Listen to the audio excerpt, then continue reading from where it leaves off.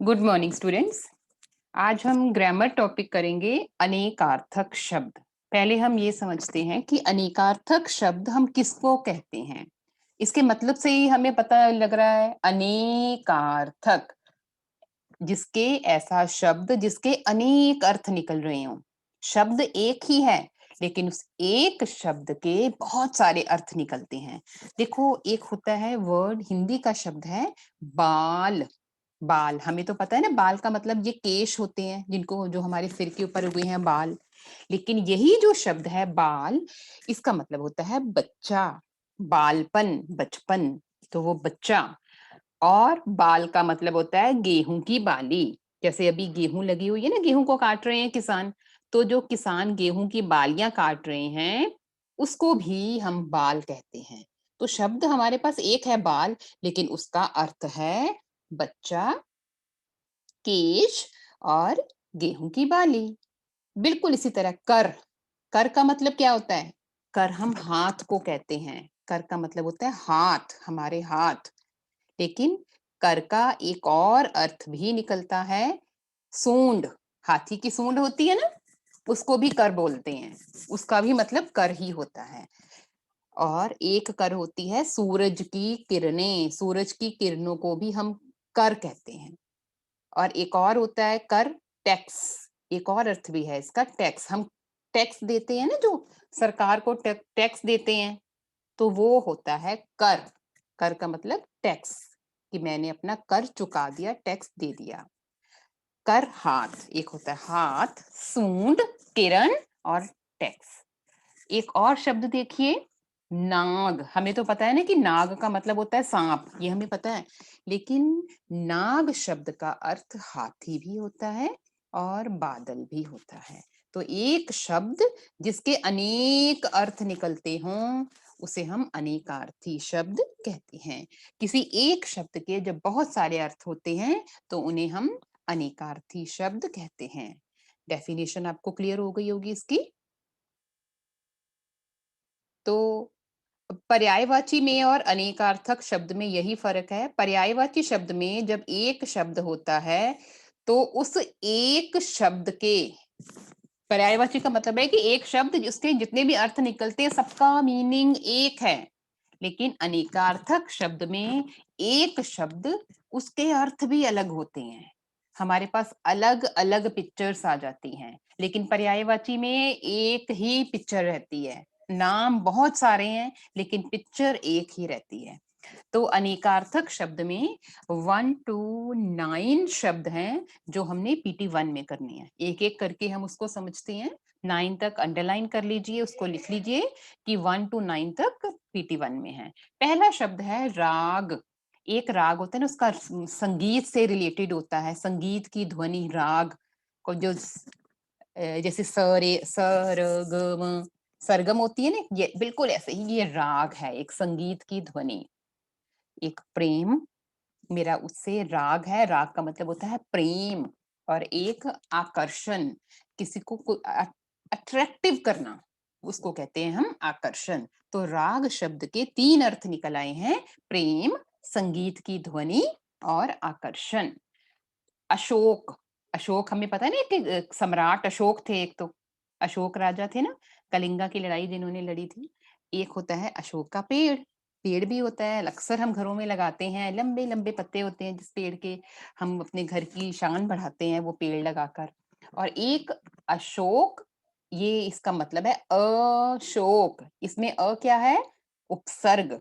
शोक में उपसर्ग लग गया और ये बन गया अशोक। शोक रहित, दुख रहित, तकलीफ रहित, शोक रहित। रहित का मतलब होता है नहीं है।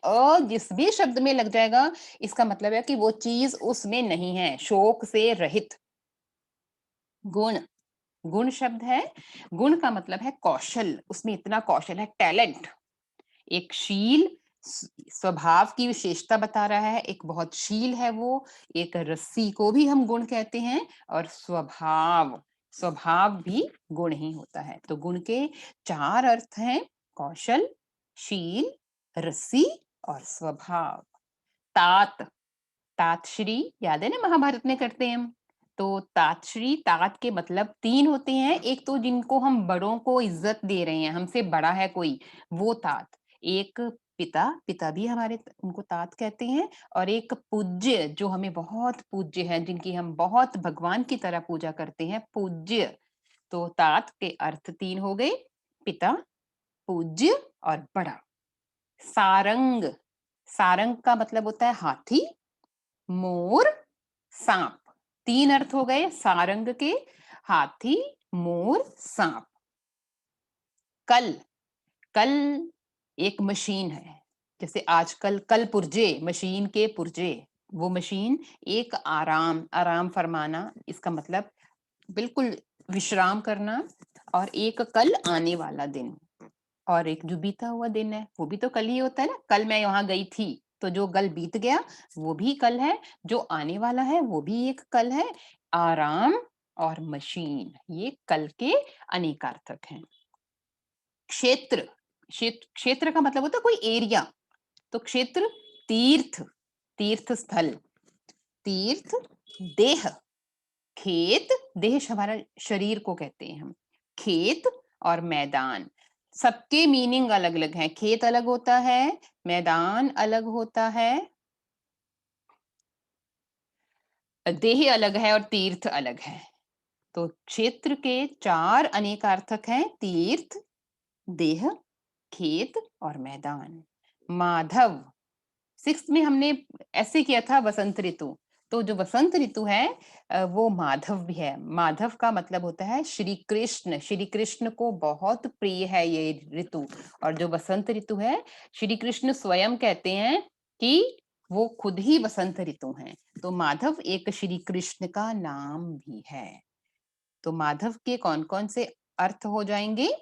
वसंत, महुआ, महुआ होता है एक फल है, हम ये कह सकते हैं फल।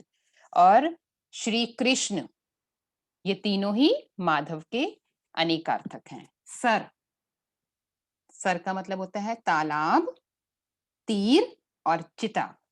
तो सर के 3 अर्थ हैं, तालाब, तीर और चिता। ये तीनों के अर्थ अलग अलग हैं। तो ये 1 to 9 शब्द हैं जो हम आपने रिवाइज करने हैं। इसी के साथ में अगला टॉपिक ले रही हूं, समरूपी भिन्नार्थक शब्द। सम, रूप, सम का मतलब होता है एक जैसे, रूप देखने में, एक जैसे देखने में। तो समरूपी का मतलब होता है कि जो वो शब्द होते हैं जो देखने में एक जैसे होते हैं, हमें लगता है अरे नहीं ये तो वही है, ये वही है, लेकिन उनमें फर्क होता है। देखने में हमें लगता है, होते नहीं है, हमें लगता है। भिन्नार्थक, भिन्न, जिनका अर्थ भिन्न होता है, भिन्न अर्थ अलग अलग होता है, वो शब्द होते हैं समरूपी भिन्नार्थक शब्द। तो ऐसे शब्द जो हमें कई बार सुनने में एक जैसे लिखते हैं, सुनने में अरे ये क्या कहा है, ये बलि कहा है कि बलि कहा है, बलि बलि एक जैसे लग रहे हैं ना, लेकिन लिखने में थोड़े भिन्न, लिखने में थोड़े भिन्न हैं। एक होता है बलि जिसमें बड़ी मात्रा है ल में, और एक होता है जिसमें ल में छोटी मात्रा है, बलि। देखो लिखने में फर्क है, लेकिन सुनने में हमें एक जैसे लगते हैं, बलि बलि, परंतु अर्थ में पूरी तरह से अलग होते हैं। लेकिन उनका जो अर्थ होता है ये पूरी तरह से अलग होता है। जैसे एक तो बलि होता है और एक बलि होता है। बलि का मतलब जिसमें छोटी की मात्रा है, मतलब अपने बलिदान दे देना, और बलि ताकतवर, बहुत स्ट्रॉन्ग, शक्तिशाली। तो ये हमने क्या डेफिनेशन से सीखा कि ऐसे शब्द जो हमें सुनने में एक जैसे लगते हैं, लिखने में थोड़े अलग होते हैं, और जिनका अर्थ पूरी तरह से अलग होता है। एक एग्जाम्पल देखो, वह हंस पानी में तैर रहा है। अब यहाँ पे हंस के ऊपर अनुस्वार लगा हुआ है ना, बिंदी लगी हुई है एक, तो वह हंस पानी में तैर रहा है। दूसरा देखो, वह लड़की जोर जोर से हंस रही है। यहाँ पे हंस नहीं है, न नहीं है यहाँ पे, वह लड़की जोर जोर से हंस रही है। यहाँ पे चांद बिंदु लगा है यहाँ पे। तो दोनों सिर्फ एक अनुनासिक और अनुस्वार का ही फर्क है, एक अनुस्वार है जिसमें बिंदी लगी हुई है और एक अनुनासिक है जिसमें चांद बिंदु लगा हुआ है, लेकिन दोनों का अर्थ टोटली अलग है। हंस का अर्थ है पक्षी और हंस का अर्थ है हंसना, एक क्रिया का होना। इस गिलास में जरा सा पानी है, जरा जरा थोड़ा सा पानी है। दादाजी को जरा आ गया। बिंदी का फर्क है, नीचे नुक्ता कहते हैं हम, जिन शब्दों के नीचे बिंदी लगती है उसको हम नुक्ता कहते हैं। एक नुक्ते का बस बिंदी लगाने का ही फर्क है ना, लेकिन टोटली डिफरेंट है बिल्कुल इनका अर्थ। दादी जी को जरा आ गया है, जरा का मतलब है बुढ़ापा, तो एक जरा बुढ़ापा, जरा मैंने जरा सा पानी पिया, थोड़ा। हंस, पानी, हंस क्या है, जो पक्षी है, और हंस, हंस का मतलब एक क्रिया करना, हंसने की। तो बिल्कुल इसी तरह के शब्द हैं जो हमने समरूपी भिन्नार्थक शब्द करने हैं, और ये सिर्फ 10 ही हैं, 1 to 10। एक बार इनको हम पढ़ते हैं। जाया, जाया होता है पत्नी, वाइफ। जाया, नीचे देखो नुक्ता लगा है यहाँ पे, ये नुक्ता, इसको हम नुक्ता कहते हैं। जो किसी भी शब्द के नीचे बिंदी आती है उसको हम नुक्ता कहते हैं। जाया का मतलब बेकार, हमें पानी को डैश नहीं करना चाहिए। यहाँ पे क्या आएगा, जाया कि जाया, हमें बेकार नहीं करना चाहिए ना। हाँ, मुझे पता है कि हैंड रेस कर रहे हो आप लोग। जाया बेकार नहीं करना चाहिए, तो जाया का मतलब है बेकार, और जाया पत्नी।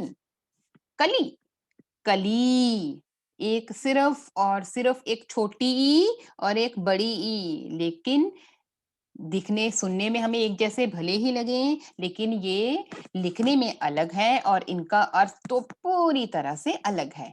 एक कली, कलियुग, जैसे आजकल ये टाइम कलयुग चल रहा है ना अभी, ये कलयुग। और एक कली, फूल का अध खिला रूप। जब हम बर्ड्स देखते हैं ना, फूलों पे फूल बनने से पहले जो बिल्कुल जो फूल होता है वो बंद होता है, वो कली होती है, जो फूल अभी खिला नहीं है। कुल, कूल, कुल होता है वंश, हम अच्छे कुल में जन्म, मैंने अच्छे कुल में जन्म लिया, वंश।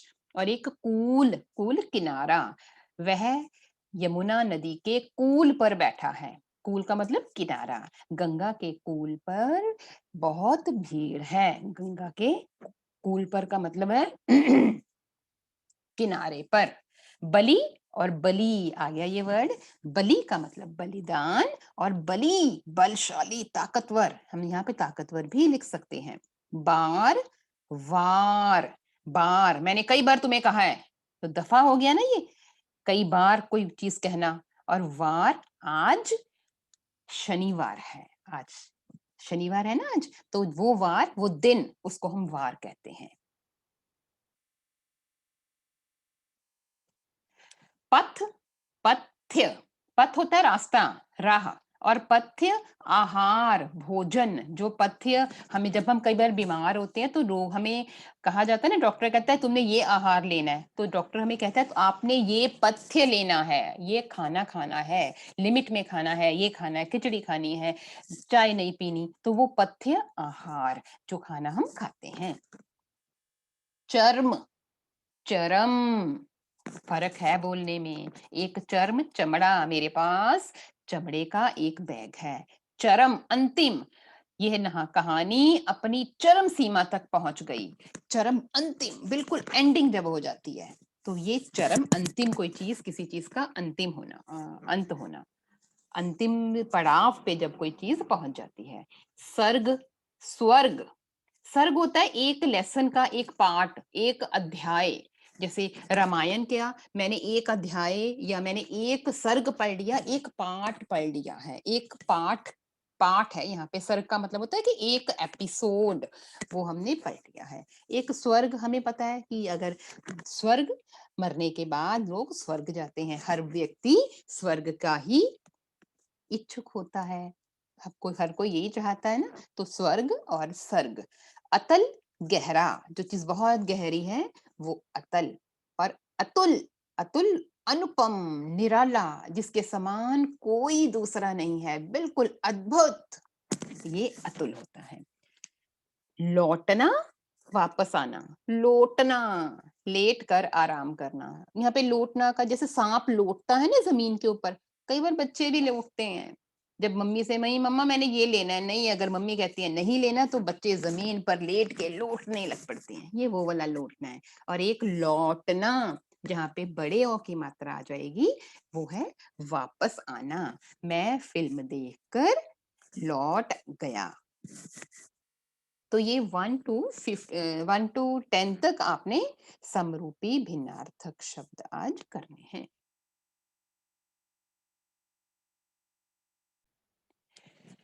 यस बेटा, नेक्स्ट टॉपिक है हमारा हम पंछी उन्मुक्त गगन के। ये पोयम है और ये जो पोयम है ये पोयम हमने अपने पिछले पीरियड में डिस्कस कर ली थी। सारी पूरी पोयम का सरलार्थ हमने कर लिया था और आज हमने इस पोयम के क्वेश्चन आंसर्स डिस्कस करने हैं। हमने इस पोयम को मैं ब्रीफ में आपको बता रही हूँ कि हमने इस पोयम में क्या किया था। इस पोयम के जो कवि हैं रामधारी सिंह दिनकर जी, उन्होंने पक्षियों के माध्यम से हमें बताया है कि आजादी सभी को प्रिय होती है। हर व्यक्ति आजाद रहना चाहता है और अगर हम किसी की आजादी को कुचल दें, किसी को पिंजरे में बंद कर दें, जैसे पक्षियों को जब हम पिंजरे में बंद करते हैं तो उनकी सभी इच्छाएं खत्म हो जाती हैं। उस पिंजरे में बंद होकर, चाहे वो सोने का ही पिंजरा क्यों ना हो, चाहे हम उन्हें पिंजरे में सोने का खाना खिलाएं, चाहे हम जो सोने की कटोरी में उनको खाना दें, लेकिन वो पिंजरे में बंद होकर खुश नहीं रह पाएंगे क्योंकि वो भगवान ने उनको पर दिए हैं उड़ने के लिए और वो भूखे प्यासे मर जाएंगे अगर हम उनको पिंजरे में बंद करेंगे। और पिंजरे में बंद होकर वो अपनी सारी उड़ान, अपनी स्पीड सब भूल गए हैं और वो सिर्फ सपनों में देख रहे हैं कि वो पेड़ की सबसे ऊंची टहनी पर बैठे थे। उनके अरमान थे, उनकी इच्छाएं थी। क्या इच्छा थी उनकी? कि वो नीले नभ के ऊपर आसमान में उड़े, उस क्षितिज तक पहुंचे और उन तारों तक पहुंचे और उन तारों को अनार समझ के उनको चुगे, मतलब कि वो आसमान तक पहुंचे। आसमान में उड़कर वो क्षितिज से उस असीमित आसमान में उड़कर प्रतियोगिता करना चाहते हैं, होड़ा-होड़ी करना चाहते हैं, मतलब एक दूसरे से आगे निकलना चाहते हैं और उस क्षितिज तक पहुंचना चाहते हैं। मतलब कि वो उस क्षितिज तक पहुंचना चाहते हैं, हमेशा ही आकाश में उड़ना चाहते हैं और वो ये भी चाहते हैं कि उस आकाश में उड़ते-उड़ते ही उनकी मृत्यु हो जाए, वो पिंजरे में बंद नहीं होना चाहते। और अंतिम पैराग्राफ में पक्षी जो हैं वो मनुष्य से विनती कर रहे हैं कि चाहे आप हमारे घोंसले को तोड़ दो, हमारे घर को तोड़ दो, चाहे घोंसला मत बनाने दो अपने घर में पेड़ पर, लेकिन हमें भगवान ने पंख दिए हैं और उड़ना हमारा स्वाभाविक है। हमारे लिए उड़ना ये स्वाभाविक गुण है हमारा उड़ना, और हमारी इस उड़ान में आप विघ्न या बाधा मत डालो क्योंकि हमें हमें जो पंख दिए हैं वो उड़ने के लिए दिए हैं। ये हमने पोयम डिस्कस कर ली थी। आज हम क्वेश्चन आंसर्स डिस्कस करेंगे। बेटा बीच में आपकी आवाज आती है इसीलिए मैं आपको फिर म्यूट कर देती हूँ। तो क्वेश्चन आंसर्स अब हम डिस्कस कर रहे हैं, हैंड रेज करने हैं। फर्स्ट क्वेश्चन है, हर तरह की सुख सुविधाएं पाकर भी पक्षी पिंजरे में बंद क्यों नहीं रहना चाहते? क्यों नहीं रहना चाहते पिंजरे में बंद? जिससे मैं पूछूंगी वही आंसर देगा। इजी है क्वेश्चन और इसका थोड़ा सा आंसर मैंने आपको पीछे भी दे दिया था। Pranavi, Pranavi can you give this answer? पंछी पिंजरे में बंद इसलिए नहीं रहना चाहते क्योंकि भगवान ने उन्हें पंख दिए हैं उड़ने को और वह बहुत आसमान में बहुत ऊपर उड़ना चाहते हैं, इसलिए वह पिंजरे में बंद रहकर सब सुख सुविधाएं पाकर भी बंद नहीं रहना चाहते। क्योंकि क्यों नहीं रहना चाहते? क्योंकि वो आजादी से आसमान में उड़ना चाहते हैं। सभी प्रकार की सुख सुविधाएं पाकर भी वो पिंजरे में बंद नहीं रहना चाहते क्योंकि वो खुले आसमान में उड़ना चाहते हैं। उन्हें आजादी बहुत प्रिय है। वो अपनी आजादी को किसी भी कीमत में छोड़ना नहीं चाहते, चाहे उन्हें आजादी में रहते हुए कड़वी निबोरी ही खानी पड़े, फिर भी वो आजाद ही रहना चाहते हैं। और इसीलिए उड़ना उनका स्वाभाविक गुण है और वो इस गुण को नहीं छोड़ना चाहते। उन्हें आजादी प्रिय है, किसी भी कीमत पर वो क्या करना चाहते हैं। बेटा म्यूट करो अपने आप को। कौन है ये? इसीलिए वो अपनी आजादी को नहीं खोना चाहते, क्योंकि वो खुले आकाश में ही उड़ना चाहते हैं, पिंजरे में बंद नहीं होना चाहते।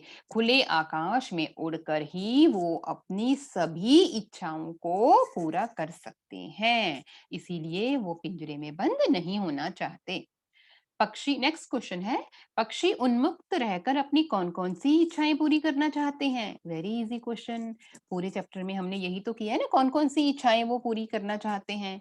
Vanshika Mishra, can you give this answer? Vanshika. Ma'am, पंछी उन्मुक्त रहकर अपनी बहुत सारी इच्छाएं पूरी करना चाहते हैं, जैसे वह आसमान में अपने दोस्तों के साथ मतलब रेस करना चाहते हैं। प्रतियोगिता करना, उड़ना चाहते हैं, एक दूसरे से आगे निकलना चाहते हैं, पेड़ की सबसे ऊंची टहनी पर बैठकर झूला झूलना चाहते हैं, बहती हुई नदी का पानी पीना चाहते हैं, है ना, यही है। और पेड़ की सबसे ऊंची पर उड़ते, हाँ, और उस आकाश तक, असीमित आकाश के क्षितिज तक पहुंचना चाहते हैं। ये भी तो वो चाहते हैं ना। देखो क्षितिज तो कभी आता ही नहीं है, लेकिन वो उड़ना चाहते हैं, उस क्षितिज तक पहुंचना चाहते हैं। ये उनके अरमान है, ये उनकी इच्छाएं हैं। तो पक्षी खुले आकाश में उड़ते उड़ते मरना चाहते हैं। चाहते तो नहीं है ना वो, लेकिन वो ये चाहते हैं कि जीवन के अंतिम क्षण तक आकाश में उड़ते रहें। ये ऐसे लिखेंगे हम इसको कि वो चाहते हैं कि वो जीवन के अंतिम क्षण तक आकाश में उड़ते रहें। नेक्स्ट क्वेश्चन है, भाव स्पष्ट करना है हमने। ये बिल्कुल वैसा ही आ गया जो अभी आपने आंसर दिया है। या तो क्षितिज मिलन बन जाता या तनती सांसों की डोरी। इसमें भाव ये है कि पक्षी अपने जीवन के अंतिम समय तक आकाश में ही उड़ना चाहते हैं। या तो वो आकाश में उड़ते उड़ते उस क्षितिज तक पहुंच जाते, उस क्षितिज तक वो पहुंचना चाहते हैं, या वो बीच में ही उड़ते उड़ते ही वो अपने प्राणों का अंत कर दें, उनकी मृत्यु बीच में ही हो जाए, लेकिन वो उड़ना नहीं छोड़ना चाहते। तो इस जो थर्ड क्वेश्चन है, इसमें हमें आजादी के महत्व के बारे में बताया है कि जो पक्षी हैं वो आसमान में उस क्षितिज तक पहुंचना चाहते हैं, और वो ये चाहते हैं कि वो उड़ते उड़ते ही अपने उस स्वतंत्रता को ना छोड़ें और उड़ते उड़ते ही उस क्षितिज तक पहुंचे या मृत्यु को प्राप्त हो जाएं। बेटा म्यूट कीजिए, all of you mute yourself. Excuse me ma'am. बोलिए बेटा। मैम, हमने थर्ड क्वेश्चन में एक्चुअली करना क्या है?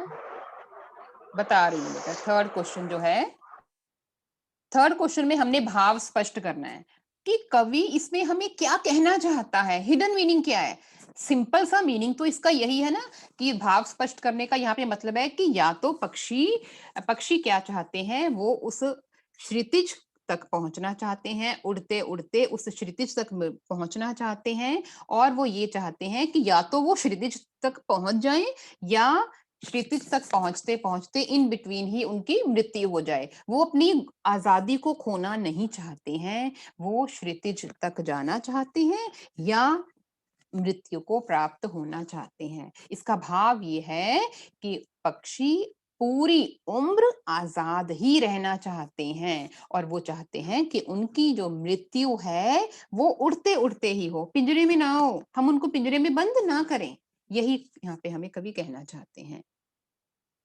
ये 3 क्वेश्चन ही हैं इसमें जो हमने डिस्कस कर लिए हैं। इसके अलावा जो आपको मैं बेटा वर्कशीट भेजूंगी उसमें शब्दार्थ भी हैं और वाक्य बनाओ भी हैं। तो शब्दार्थ आपने अपनी नोटबुक में लिखने हैं और वाक्य बनाओ भी लिखने हैं, और उसके बाद क्वेश्चन आंसर्स जो वर्कशीट के हैं। ये हमने क्वेश्चन डिस्कस कर लिए हैं। इन्हीं में से ये 3 क्वेश्चन होंगे वर्कशीट में, और इसके साथ 2-3 और एडिशनल क्वेश्चंस होंगे। ठीक है?